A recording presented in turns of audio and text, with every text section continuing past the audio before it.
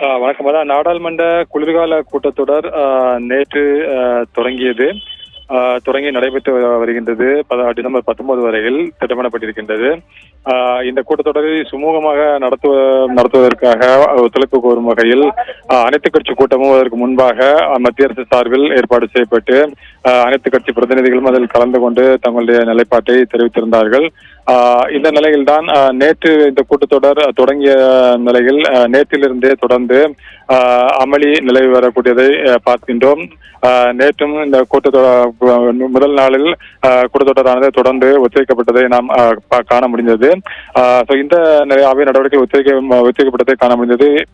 இந்த நிலையில்தான் இரண்டாவது நாளான இன்றும் இந்த பிரச்சனை நீடிக்கும் என்று எதிர்பார்க்கப்படக்கூடிய சூழ்நிலையில் தான் எதிர்க்கட்சிகளை பொறுத்தவரையில் தற்பொழுது நாடாளுமன்ற வளாகத்தில் அவர்கள் எஸ்ஐஆருக்கு எதிராக போராட்டம் நடத்தி இருக்கக்கூடிய காட்சிகளை தான் நாம் பார்க்கின்றோம். இந்த வாக்காளர் பட்டியல் சிறப்பு தீவிர திருத்தம் தொடர்பாக தொடர்ந்து எதிர்க்கட்சிகள் கடும் எதிர்ப்பு தெரிவித்து வருகின்றார்கள். ஏனென்றால் இதில் வாக்காளர் பட்டியல் சிறப்பு தீவிர திருத்தம் வாயிலாக மிகப்பெரிய அளவிலாக வாக்காளர்கள் நீக்கம் செய்யப்படுவதாகவும் முறைகேடுகள் நடந்துள்ளதாகவும் எதிர்க்கட்சிகள் தொடர்ந்து குற்றம் சாட்டிக் கொண்டிருக்கின்றார்கள். இந்த நடவடிக்கையானது ஜனநாயகத்தை குறைமதிப்பிற்கு உட்படுத்தக்கூடிய ஒரு சதி என்று அவர்கள் கூறியிருக்கிறார்கள். எனவே இந்த விவகாரம் குறித்து விவாதம் நடத்தப்பட வேண்டும் என்று அவர்கள் சார்பில் கோரிக்கை வைக்கப்படுகின்றது. என உண்மையான வாக்காளர்கள் பட்டியலில் இருந்து நீக்கப்படுவதாகத்தான் எதிர்க்கட்சிகள் அவர்கள் தொடர்ந்து குற்றம் சாட்டிக் கொண்டிருக்கின்றார்கள். இந்த விவகாரம் தொடர்பாக தொடர்ந்து அவர்கள் நேற்று முழுவதும் நாடாளுமன்றத்தில் அவர்கள் குரல் எழுப்பி கொண்டிருந்த சூழ்நிலைகள் தான் நேற்று முழுவதும் அமளி நிலவியதை காண முடிந்தது. மத்திய அரசை பொறுத்தவரையில் அனைத்து விஷயங்களையும் விவாதிப்பதற்கு தயாராக இருப்பதாக அவர்கள் ஏற்கனவே மத்திய அரசு கூறியிருக்கின்றது. அது மட்டுமில்லாமல் நாடாளுமன்ற நடவடிக்கைகளுக்கு யாரும் குந்தகம் விளைவிக்க வேண்டாம் என்று தொடர்ந்து நாடாளுமன்றத்தில் இரு அவைகளிலும் தொடர்ந்து வலியுறுத்தப்பட்டுக் கொண்டிருக்கின்றது.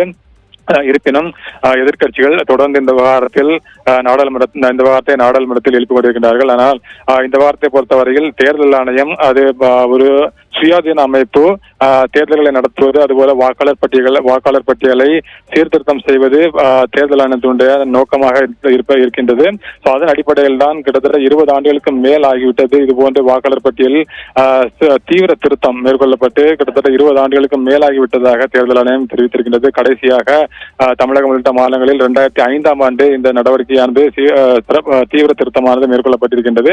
எனவே 20 ஆண்டுகளுக்கு மேலாகிவிட்டதால் இதுபோன்ற ஒரு சிறப்பு தீவிர திருத்தம் நாடு முழுவதும் தேவை என்று தேர்தல் ஆணையம் கூறியிருக்கின்றது. அதன் அடிப்படையில் தான் தற்பொழுது நாடு முழுவதிலுமே இந்த நடவடிக்கையானது தொடங்கப்பட்டிருப்பதாக தேர்தல் ஆணையம் தங்களுடைய அந்த எஸ்ஐஆர் நடவடிக்கைகளை நியாயப்படுத்தி இருக்கின்றார்கள். உச்சநீதிமன்றமும் தேர்தல் ஆணையத்திற்கு ஆதரவாகவே குரல் கொடுத்து இந்த எஸ்ஐஆர் நடவடிக்கைகளுக்கு எந்த மாநிலத்திலும் இதுவரையில் தடை விதிக்கவில்லை. அதன் அடிப்படையில் எஸ்ஐஆர் நடவடிக்கையானது தற்பொழுது பீகாரை தொடர்ந்து தற்பொழுது 12 மாநிலங்களில் நடைபெற்றுக் கொண்டிருக்கின்றது. இந்த நிலையில்தான் இந்த விவகாரம் தொடர்பாக நாடாளுமன்றத்தில் பிரச்சனையை எழுப்ப வேண்டும் என்று எதிர்க்கட்சிகள் தொடர்ந்து இந்த விவாதிக்க வேண்டும் என்று கூறியிருக்கின்றார்கள். மத்திய அரசை பொறுத்தவரையில் இதுவரையில் இது தொடர்பாக எந்த விதமான விளக்கமும் கொடுக்கவில்லை. ஆனால் தேர்தல் ஆணையம் அவர்கள் சுகாதார அமைப்பு என்கின்ற அடிப்படையில் அவர்களுடைய கடமையை செய்வதாக தெரிவிக்கப்பட்டிருக்கின்றது. இந்த நிலையில்தான் இந்த விவகாரம் நாடாளுமன்றத்தில் இன்று விவாதிக்கப்படுமா என்பது எதிர்க்கட்சிகளுடைய கோரிக்கையாக இருக்கின்றது.